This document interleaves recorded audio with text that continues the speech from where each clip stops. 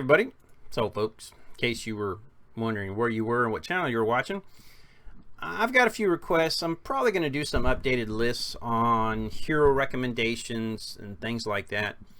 You know, somebody asked me, said, okay, you know, I'm thinking about making a new account. I'm looking at spending a bunch of money.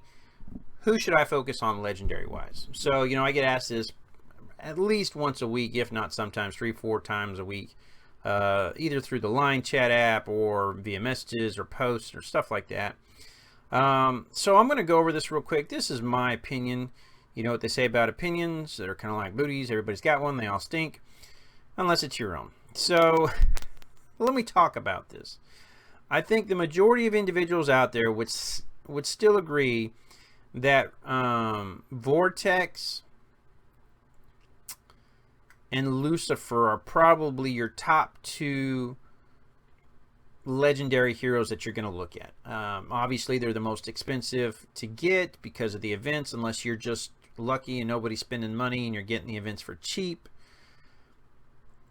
Those are the top two ones. You're looking at, you know, long-range game. You know, you really want to maximize your Rune Cores. You're going to have a Lucifer for the most part if you really want to be the best. Somebody else got a Lucifer on their team, they can easily outdamage you. So you're looking at a Lucifer in many ways replacing Vortex as far as in-game Rune Core gathering. Vortex is going to serve you better for a large portion of the game, including the arena and Crystal Dungeon, Crusades. Still hard to beat, but Vortex and Lucifer are really those top two guys that you're really going to have to look at. Now, the advantage of Vortex, obviously, is he works great against Grunk, but at the same time, with Lucifer, I can take care of Rams or Uther without an issue. From that point, it gets tricky, you know, when you start to enter into the market of other legendaries. We could talk about Haley's phenomenal, Neza's phenomenal. You know, as far as some of these outside, I'm going to have to do an event for. Noelle and Snow does a great job. These are three of your event heroes. They're pretty good, I'm not going to lie. They all have a purpose. They all can build a great team. But if I've got to choose between a couple, these are my top two I'm going to pick with. Now, obviously, you can build a decent team with Neza that can play with that. Or you could say, well, if I'm going to Lucifer, man, I might as well go with Saizo. And then at that point, I'm going to probably say I'm going to go with Smoke. You know, that's kind of how it works. You build teams that are going to be good. Honestly, Edwin's kind of on the back row. A lot of people don't run him anymore. He's great early on because you can control a lot of stuff. You get a soul stones for cheap. Kind of the same way with Lilith. But let's be honest, I'm not going to... If I had to do it all over, I wouldn't own this hero. I wouldn't own this hero. And suddenly I've saved myself a lot of gems that I could have invested in elsewhere. I would have picked up Panda Boy here and Charon and used him. You know, I mean, so there's a lot of options. Robin's not bad, but man, you really need to get him 5 stars. You really need to get him fully prayed out. It goes on a specific team. It's not that he's not bad, but I mean, if I'm going to choose only, let's say I'm going 4 legendaries tops, then that's real simple for me. I'm going to pick Vortex, Lucifer, Saizo, and I'm going to pick Smoke. Why? Because those 4 have a phenomenal gameplay. Now, that said, don't say Teresa's not any good. She's phenomenal. She's great for taking out that solo tank, or when Smoke comes in the back line, if they're equal power. It's kind of a 50-50 who's going to win sometimes based on a crit. Kind of brings it all down. You know, I still don't invest a lot into Gerber, but Gerber's a free hero in many ways, and he is gotten better with his shield. I've got some people saying they enjoy him now that have already awoken him. I haven't awoken him. I don't even have him. I think he's like 4-star, 3-star. I haven't spent anything on him. Obviously, if you're spending a bunch of diamonds, you're going to end up probably getting Monk's son for free.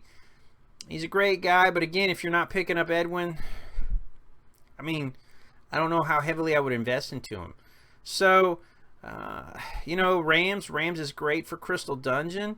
And so you start saying, well, these heroes work for Crystal Dungeons or doing some of the other stages. You know, yeah, they do, but are they worth the gems? And that's the real question. I always get asked about Ariel. Ariel's phenomenal hero, works great at 3 stars, obviously better than most of the others. Still squishy, but you know, skills do great. You know, again, she's probably my 5th liner. If I'm looking somewhere between Teresa or her, if I've got to pick between those two. I love Noelle and Snow. I mean, really for me, it's coming down to this and this, because the current meta really revolves around that. Now, I'm not picking on Thanos. I don't use Thanos. I've never used Thanos. I know guys that use Thanos. He's very costly, especially if you're not spending money on his soul stones. He's very costly. It's going to take you a long time in the arena. I just never saw it as an advantage. You know, I'm gonna pick up Jacob or pick up Spar or something like that. So for me, skip the Teresa, skip the Edwin. Focus on a Vortex. Focus on a Lucifer in game for that. Look at a Saizo. You could, you know, say obviously he's going to be really expensive because of Vince again. You can get smoke pretty cheap. That's the one advantage of smoke. You could look at a Charon. Charon's great, cheap tank, does great damage, especially later. You stack him and a Saizo together, he'll destroy a dodge team. So those are kind of my picks. You know, again, I'm not going to go here. I'm not going to go here. I'm not going to go here. Probably not going to go here. Won't invest highly unless I need to. Very specific. If I can get it cheap, maybe put some into this. But again, you still got to spend the rest of the diamonds to get them where you want them. So it's probably 1, 2. Long range 1, number 2. Gameplay usage number 1, number 2. 3. And then from there, you know, it's a 4 or 4 or 4. You know, kind of pick up somewhere in this range of these guys. I hope this helps you. Just, you know, especially starting off, you're thinking, hey, the wishing pool will open up. I want to take a huge lead. I want to be number 1. I want to get the diamonds, and that's great. But is getting the number 1 place in the arena worth 30-something thousand gems to get Edwin? Or to get Teresa? Or to get Lilith? How many days you got to hold that to earn that back?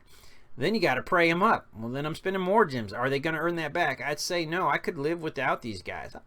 I can live without you. Yeah, and I'm not going to sing it, but that's how it works. So hope that helps. Let me know your thoughts. You know, what do you guys think you should pick? What do you think you shouldn't pick? I'll talk to y'all later. Have a great one. Enjoy your night.